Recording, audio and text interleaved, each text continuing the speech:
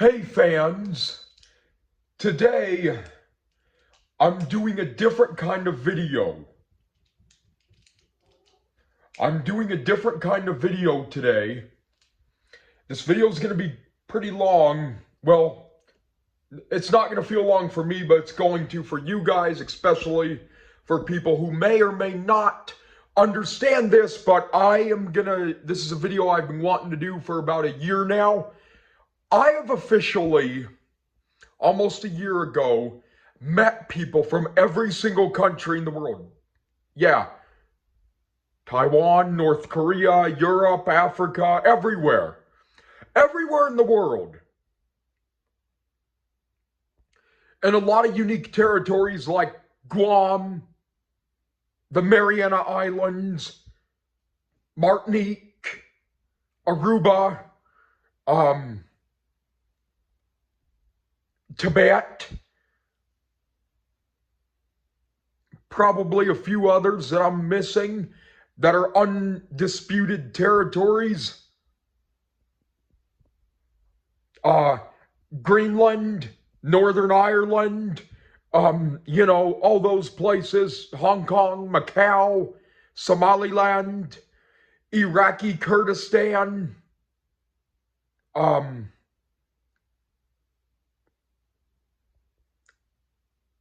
I'm trying to think. Have I met people from Western Sahara? I don't know. Probably. Curacao, all 5 U.S. territories.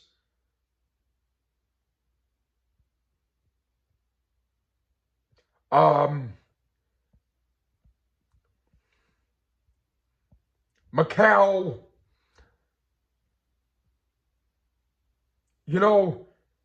Pretty much everywhere on the planet I've met people from. Now you guys may ask, and by the way, I'm gonna have to look down because I cannot miss a line when doing this video. This is one that I cannot miss a line on or screw up. Otherwise, I have to redo it. And I'm hopefully only gonna have to do this one time because this is gonna be long. You may ask, well, what did I learn from all of this? From meeting people from all these places? That's a tough question. I learned about 10 valuable things that I'm going to share with you today, and this is where it's going to get long. One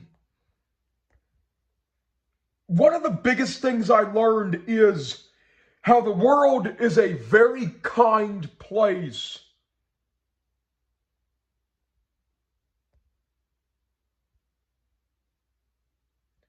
What do I mean by this? You guys may ask as you turn on the news, and you see all sorts of things that aren't good. Shootings, crimes, rape, terrorist attacks.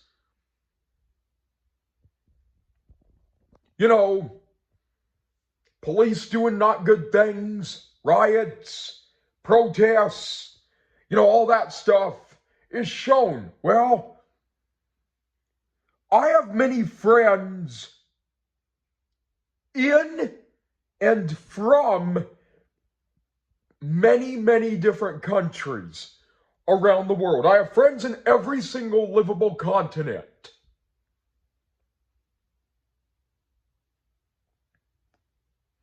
The world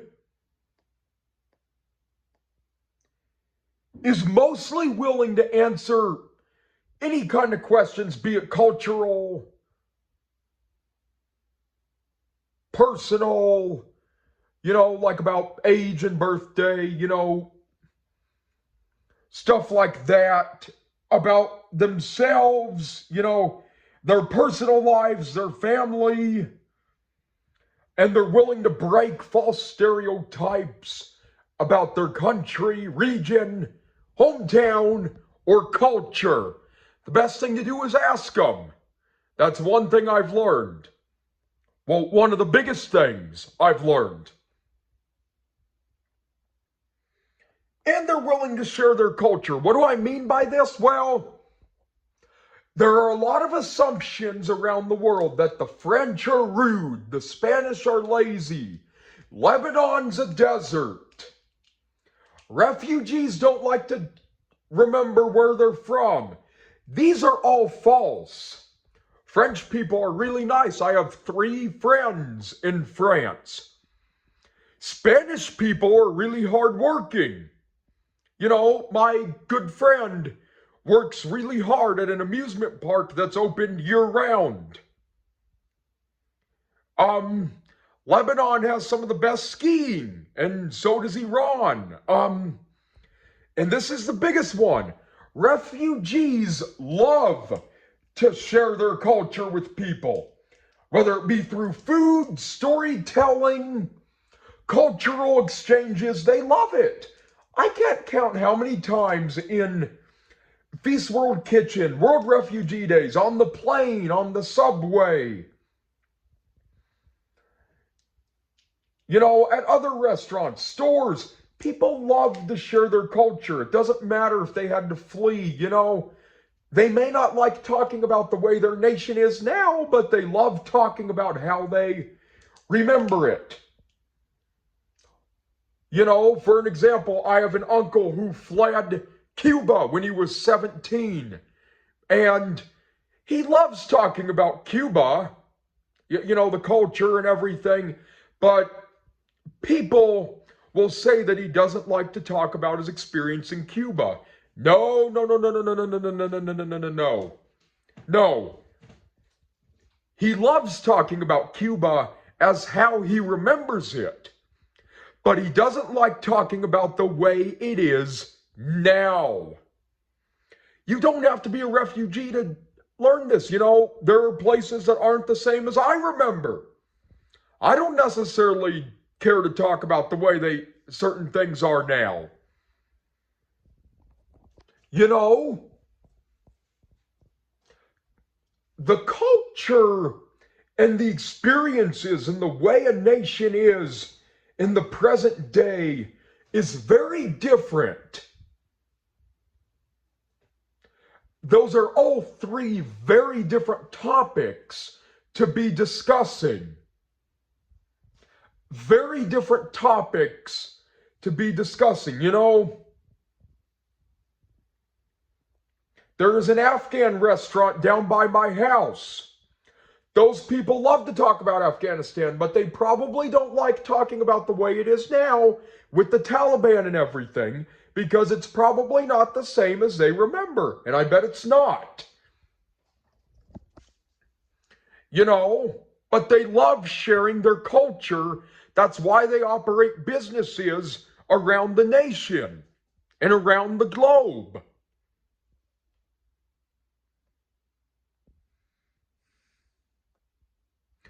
Another thing I'm going to discuss is I've met people of many shades and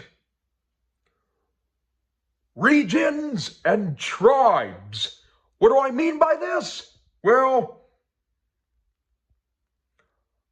I have met people who have ethnicity with the Dinka tribe in South Sudan. You know, those people that are very tall? Yeah. I've met them inside shopping malls and restaurants and refugee day parades and stuff like that. You know, stuff, all those things I've met. You know, the Buddhist monks in Tibet and from Tibet or Nepal or Bhutan or Burma. You know, all of those places. You know, at the Salvation Army Croc Center, there is a shaman who is from Togo. He is Togolese. Real nice man, you know. Refugees from all over the world. I've met them, you know, from all over the world, you know. From Sudan to Eritrea to Syria to Yemen to Ukraine to Venezuela to Burma. I've met, you know, internationally adopted children from Guam to China to Ukraine to Colombia,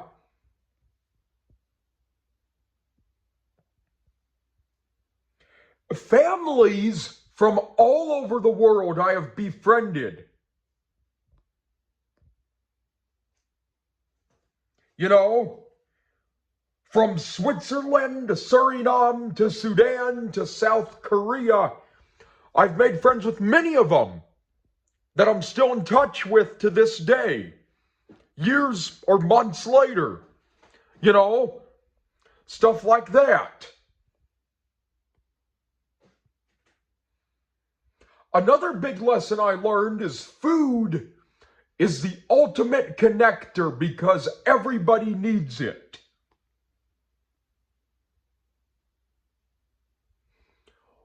What do I mean by this? Well, first of all, I recommend if you're in a country or in a local city, you should eat their local food and definitely eat the food from the ethnic neighborhoods. You know, stuff like that. All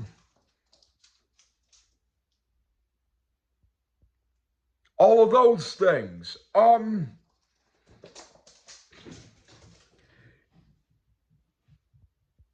Every city, country,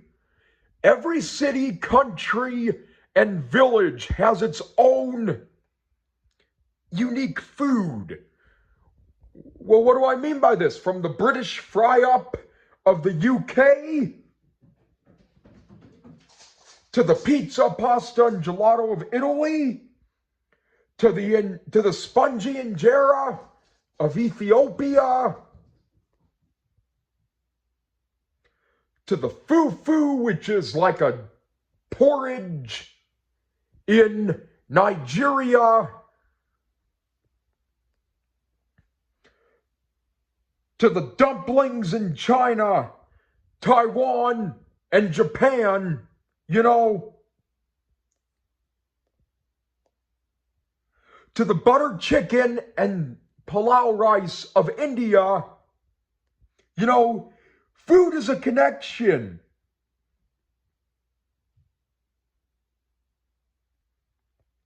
How is it a connection? Well, from preparation to stomach, it's a connection. From how it's being prepared to how it's being set at the dinner table, from the way that they eat it, whether it be with cutlery, chopsticks, or their hands. A lot of travelers like Drew Binsky, and, you know, Yes Theory believe that the countries where they eat with their hands connects you to the local culture. You know, and as I've said, I've made many friends, you know, in the student union building at my college,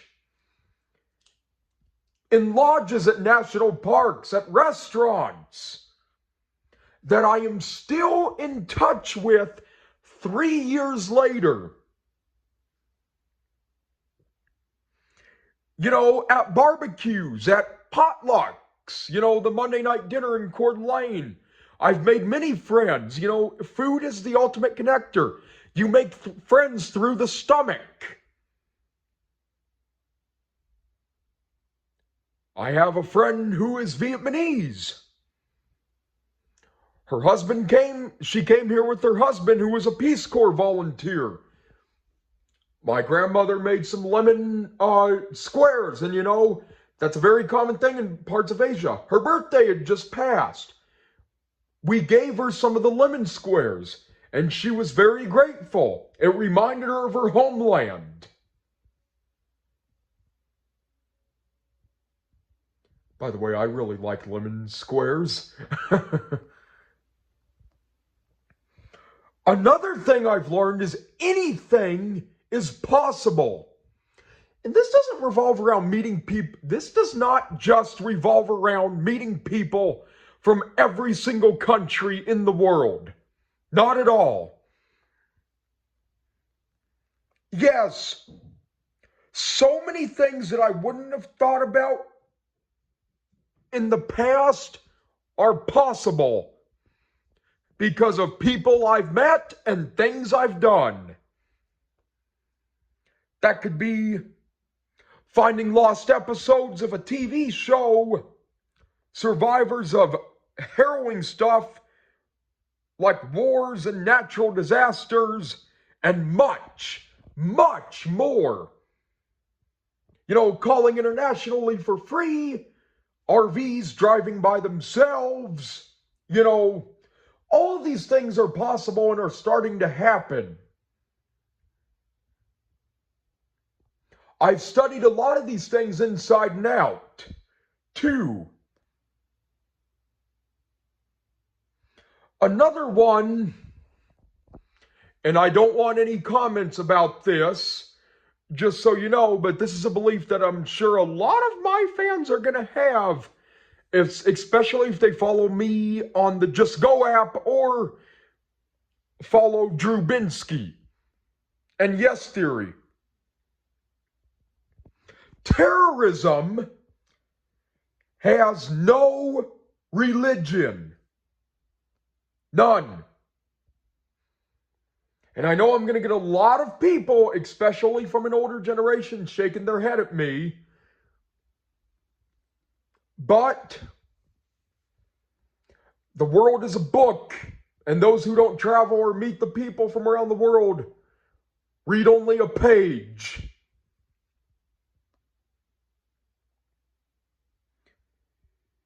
This is a very sad reality in the world, but this has, you know, resulted in rumors that these people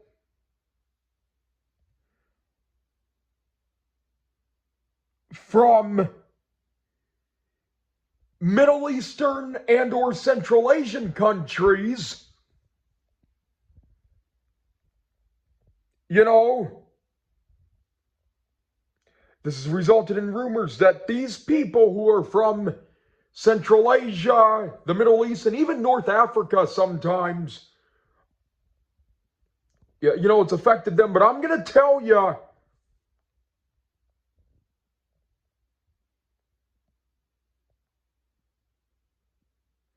a lot of times,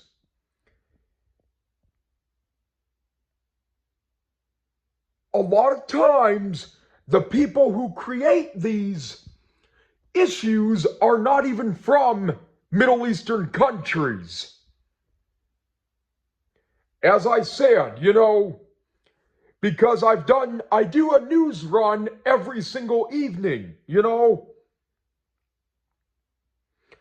A lot of these people are from places that aren't even considered the Middle East or even geographically within the Middle East. Armenia, Rwanda, New Zealand, and Great Britain. Just to name a few. Many of those countries are not Islamic practicing.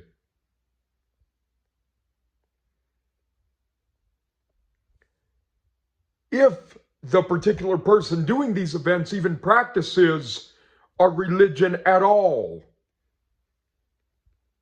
And I got to tell you, and I'm not trying to preach to you, but the word Islam translates to peace in Arabic.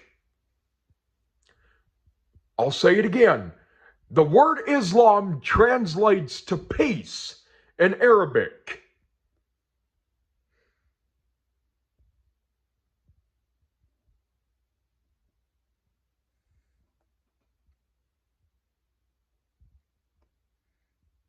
And I want you guys to take a second and think about this. If Islam was really a terrorist religion, none of us would be alive. None of us. If they were a terrorist religion, none of the 8 billion people in the world would be alive right now. I wouldn't be making this video and you guys wouldn't be watching it.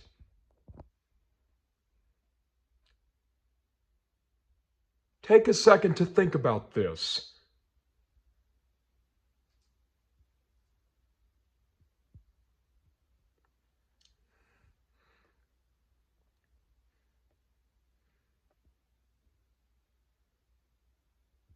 Worldwide, there are 2 billion Islam practicers, with Indonesia being the most populated Islamic nation in the world, and with Saudi Arabia being the birth of Islam. Another thing I want you to understand is this is something that happens very, very rarely.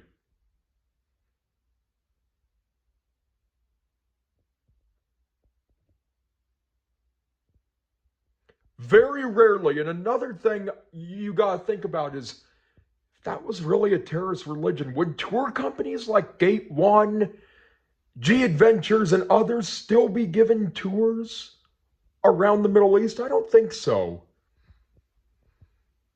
So these are things you should really think about.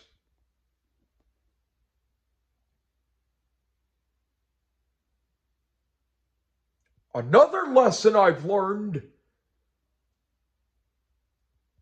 Oh, and then another thing to end this. I have quite a few friends who are Islam, who, live in Spokane. They're from Sudan, Egypt, Afghanistan, amongst others. I also have some Islamic practicing friends that live in Mali, Senegal, and Nigeria, and the United Arab Emirates, just to name a few.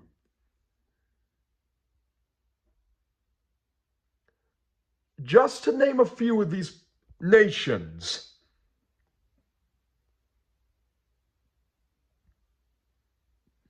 Another big lesson I've learned, and this is one that I think a lot of people around the world have a hard time doing, especially when their city or nation gets overpopulated. And I'm going to start out with a personal note. My city of Coeur d'Alene, Idaho, is the fastest growing city in the United States. The fastest growing city in the United States. And it has been that since 2020. Does it bother me? No, not really. I'm just going to be completely honest. It doesn't really bother me. People have a right to move here. The same way we have a right to move to their area. Now, there are a lot of locals, though, within my city and other cities around the world that have a hard time accepting the new amount of people.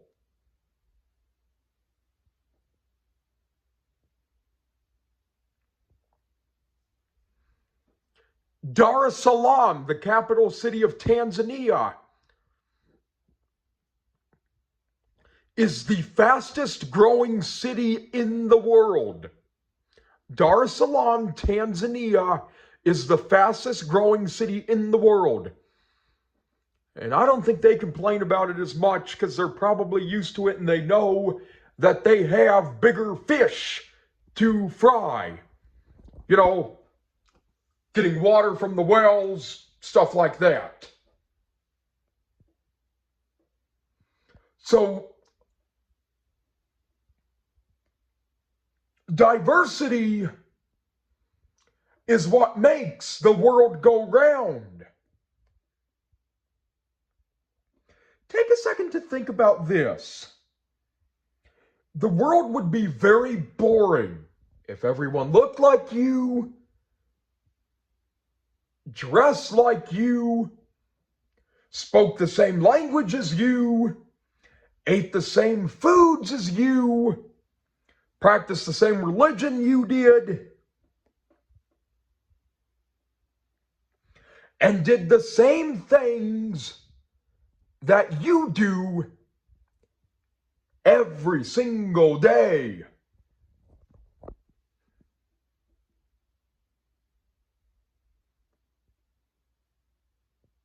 And this is what makes, meeting people from around the world very, very, very interesting. And this is what makes going to places like India, Ethiopia, Cameroon, Tanzania, Brazil, Indonesia, Mongolia, Romania, and Papua New Guinea very fascinating and interesting. Papua New Guinea is the most culturally diverse nation on the planet. 860 languages are spoken in Papua New Guinea. Pretty fascinating, if you ask me.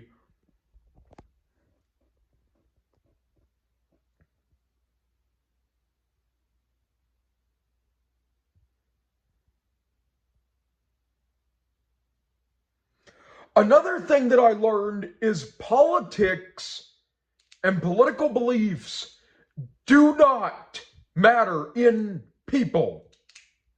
What do I mean by this? Well, a lot of people, and I'm sure a lot of you have seen this, oh, I don't like that person because of their political belief. No, that does not shape who a person is at all.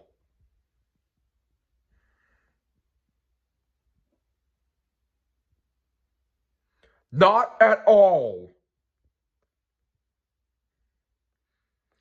A lot of people, as I said, in the world don't like people simply because of their political beliefs being different or at a higher level than they are.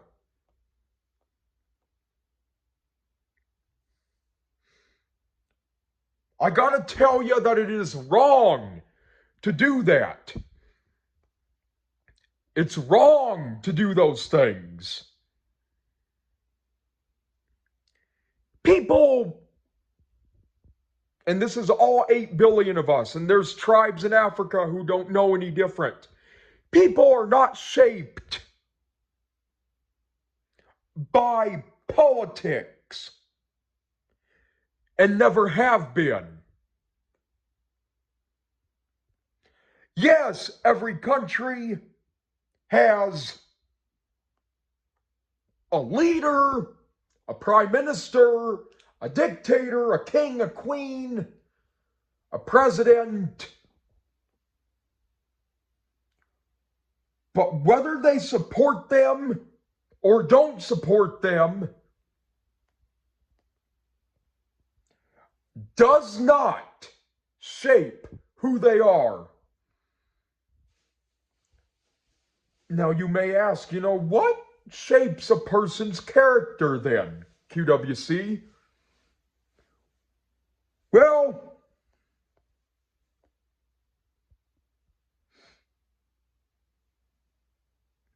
how they interact with you, if they're willing to answer your questions, as well as how they interact with others, which brings me to another point. And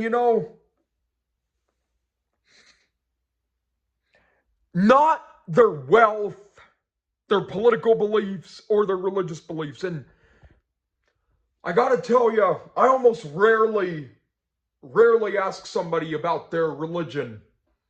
There is that rare time where it comes up, like yesterday I was at a sporting goods store and I was talking with a real nice lady who did a mission trip to Uganda. And I asked her religion because I want to know what church she went to. I personally believe you shouldn't do that right away. Now you guys are going to leave in the comments, but you ask people their age and birthday all the time. Isn't that considered really personal? Does asking people their age or birthday cause war? Famine? Does it kill people? Does it make hospitals short of supplies? No. It might make somebody uncomfortable, but it doesn't do as much damage and aftermath as religion, wealth, and politics do. So asking people their age and birthday is technically a safe question compared to what a religion question results in.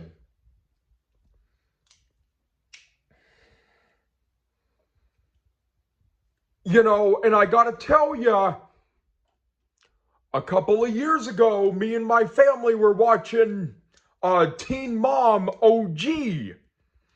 And by the way, this is not a put down to anybody, but Farrah Abraham had a significant other that she wanted to introduce to her parents.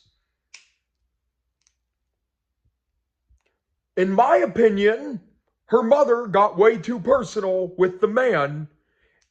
She asked him his religious background. That was probably the first question she asked. You know, those are things that need to come later, if at all. If I had a significant other and her mother was, asking me that kind of question, I probably would ask, huh? Or why do you want to know? Or maybe not answer at all. I only ask when it results in something like living in a foreign country or visiting a foreign country. So you guys got to think about that, Now, if they want to tell me, I let them tell me, I let them tell me, like my classmates in high school told me their religions and I never asked. You know what I mean? I have a rare time and a rare place for it, yes. As I told you about the woman I talked to at the sporting goods store down in Post Falls, Cabela's. Real nice lady. A very nice woman, I really respect her and what she did for the people of Uganda. Another rare place for an example for this is I was friends with many substitute teachers in my high school, and one of them lived all over the nation and the world. England, Japan, Maine, New York, the Philippines, Guam, Australia.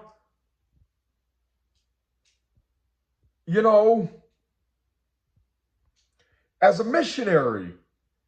And of course I'll ask, why do you go these places? And if they say mission trips, then that's when I'll bring it up. But you'll usually never see or hear me discussing religion. It's just not something we discuss.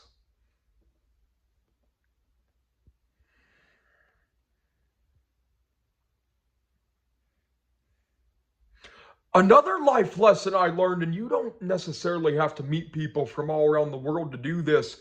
You just have to go into places that are full of retired people. Elders are the keepers of tradition and stories.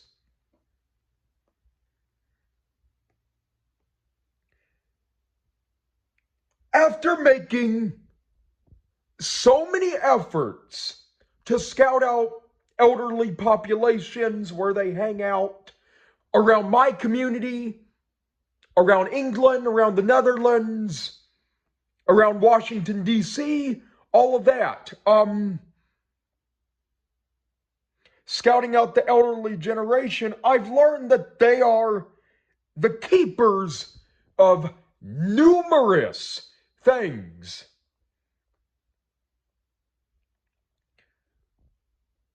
Food recipes. There's a European restaurant in Post Falls, and the owners' parents ran restaurants in, I think, Belgium and the Netherlands.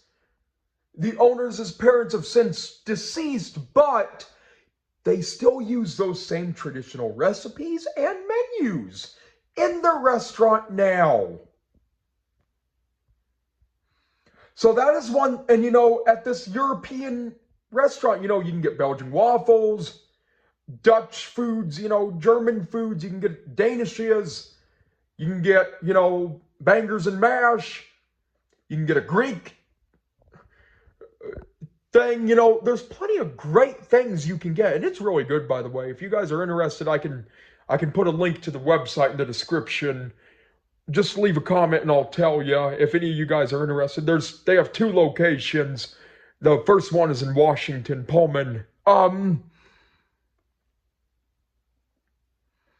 I have learned from going to these restaurants, that sometimes they get customers from Europe, like the Netherlands, who are in their 80s and 90s, and they say that these recipes remind them of where they're from and that they're more traditional, And one time, our waitress, real nice lady, told us this. And, about this couple from the Netherlands that she'd had a month prior that said, how it was made and how similar it was to how it was made back home. That's what we ended up getting. Traditions, they save traditions in a way, like the Indian tribe, those grandmas that plug their nose. They're the last generation to see that, and once they're gone, that's going to go with them. The women with the small feet in China, once there's only 10 of them left, once they go, that goes with them. And even just their traditional way of life. And their stories, trust me, this is a very rewarding thing.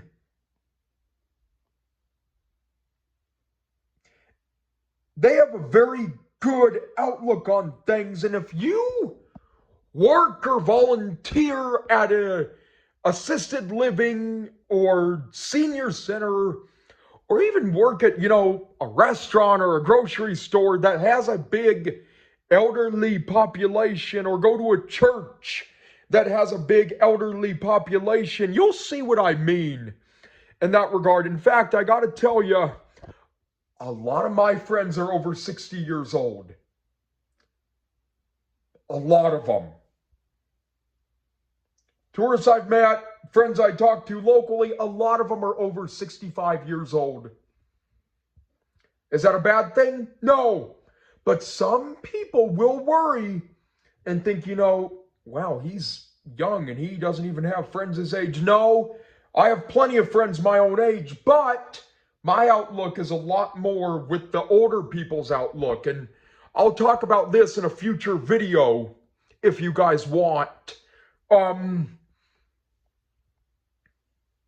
You'll understand what I mean if I do those things. They've seen and lived through wars, families, their children and grandchildren and great-grandchildren and sometimes even great-great-grandchildren being born, their weddings, business,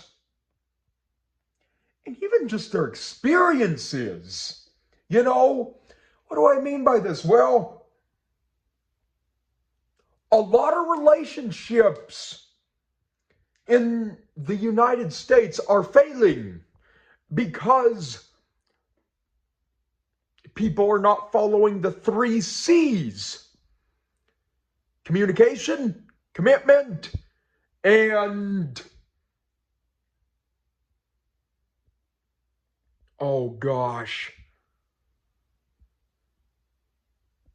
1 second, please. The 3 C's are commitment, compromise, and communication.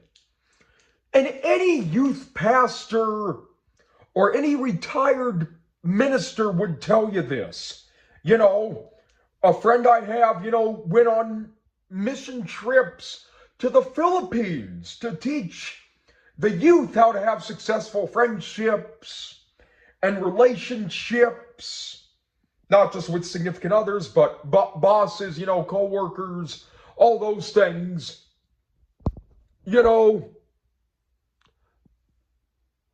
And lack of commitment is the highest reason for divorce in the United States.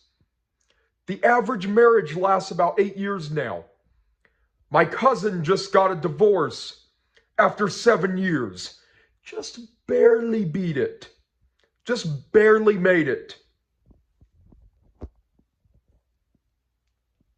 you know. So they have a very good outlook on doing things, the elderly. You got to understand that.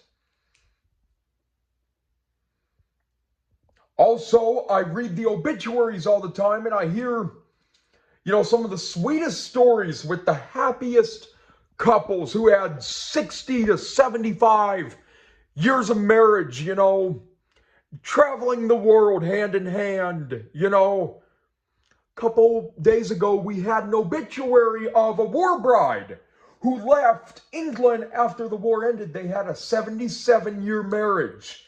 She and her husband, she passed away at 102. I never met her, but I really wish I could have. She sounded like a true legend. And,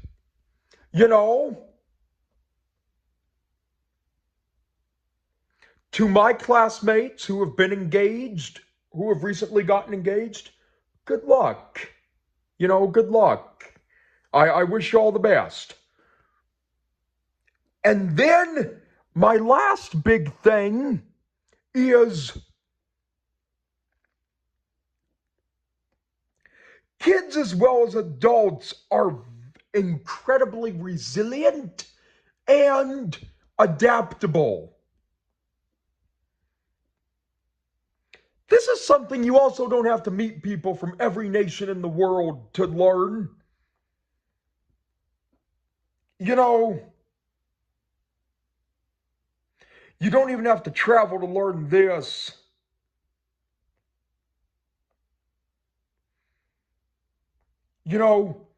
Extremely resilient. I've learned this in many ways, talking to my own classmates, in just my class, in just my graduating class alone, there were these 7 girls who moved up here during the pandemic from New York City, Los Angeles, and Seattle. And, my inside joke, I always called them the big city girls. That was the nickname I gave them. They didn't have the best nickname outside of the high school. Not from me, but from other people, other kids. But I called them the big city girls, Hey, look, there's the big city girls. And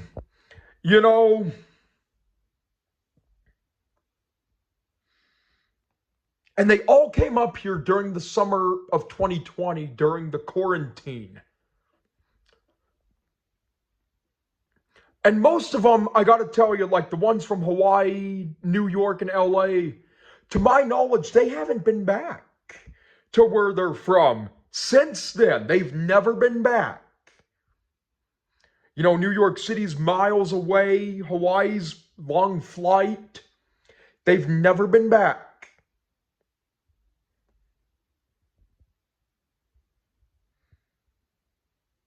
I've also learned this by meeting people who have fled their homes due to war, persecution, or natural disasters. Orphans, I've seen the resilience in them. I have witnessed the resilience in kids, and this is something I've seen only in England, not in the United States, that have been forced into marriage or having children at a young age. And by the way, I just wanted to tell you, the nation with the highest rate of child marriage on the planet is Niger, or Niger, as many call it. They also have a very young population, one of the fastest growing nations on the planet.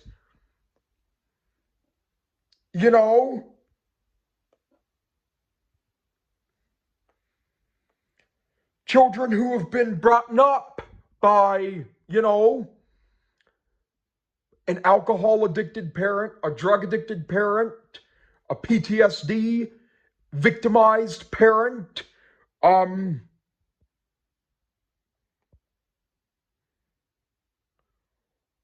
a parent who is deployed for months at a time, or a sick parent.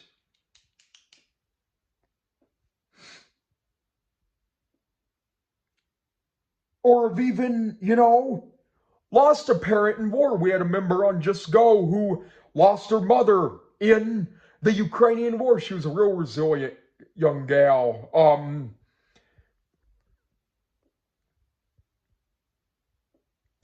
Children are also just very resilient in how, they have their fun, and they will easily adapt to things. Personally, if I had children, I would want them to have a more traditional way of life. But it wouldn't devastate me if we moved around a lot, because kids adapt. It's hard, but they adapt.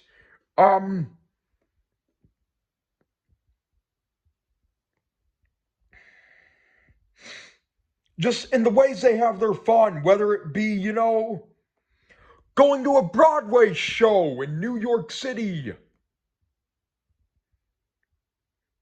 or visiting the local theme park, or, playing soccer with an empty water bottle in the villages of Africa, or even just swimming and having splashing contests, or finding sand dollars in the Pacific Islands, or just by playing local board games or making up their own fun in their villages or refugee camps. Kids are really resilient, and I got two little stories for you, because I was talking to two people about this the other day. The other day I went and visited my friends up in Twin Lakes. They did 2 mission trips to Tanzania. They said those kids were very nice and seemed very happy, even with what little they had, and they taught them, how to brush their teeth, because they all had giant cavities, and the husband gave them soccer balls because they have to play soccer with empty water balls. They were so happy. Every kid got their own soccer ball. They were so happy because they'd never seen anything like that. The lady I met at Cabela's yesterday did several mission trips, medical missions, fixing broken limbs, curing wounds in people's eyes, and pulling parasites out of people in Uganda, in these remote islands on Lake Victoria in Uganda. She mentioned how happy and resilient these people were. That is one thing that I've learned from all of these, things, is that a simpler life is a happier life. And I gotta be honest with you, I'm 19, I'm 19, about to be 20, and I have cleared my life of a lot of things, that kids will claim their friends are happier with. I don't own TikTok. I don't own Snapchat. Never have. I was allowed to. I would have been allowed to, but I never did. I never had a tattoo on my arm or back. I still don't.